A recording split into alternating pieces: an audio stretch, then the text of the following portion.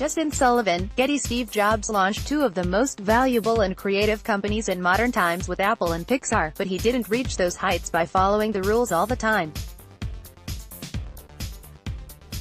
Jobs faced many obstacles to get Apple and Pixar off the ground.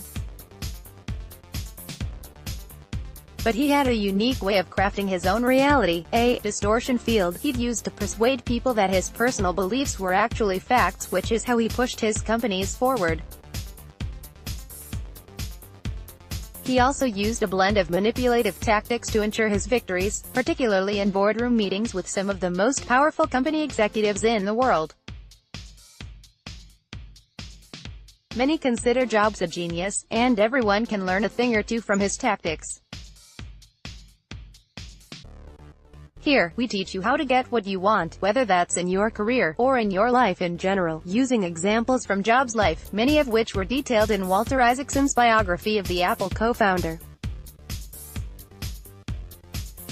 Justin Sullivan, Getty. It was huge news when Steve Jobs returned to Apple, the company he helped start but had since lost its magic. Jobs insisted he was only an advisor to Apple at the time, but those in and around Apple knew he was really in control. Apple's then CEO Gil Amelio depended on Jobs for the company's vision moving forward. So, on his first Thursday back at Apple, Jobs used this newfound leverage to his advantage. He called a board meeting and demanded Apple reprice its stock options by lowering the exercise price to make them valuable again. It was legal at the time, but not considered good business, at least ethically. But even after the board of directors balked at the idea, saying a study would take at least 2 months, Jobs fired back.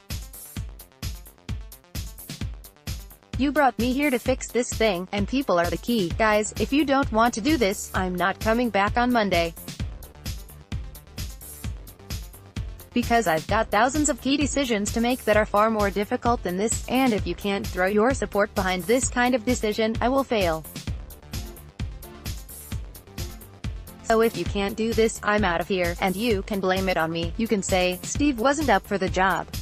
The board gave Jobs what he wanted. But Jobs didn't stop there. The next day, he demanded all the board members resign, or else I'm going to resign and not come back on Monday. He said all the board members had to go, except for Ed Woolard, and that's exactly what happened. By being able to choose his own board members, and act independently from them, he had the power to control Apple's next projects, which made it possible for gadgets like the iPod to exist.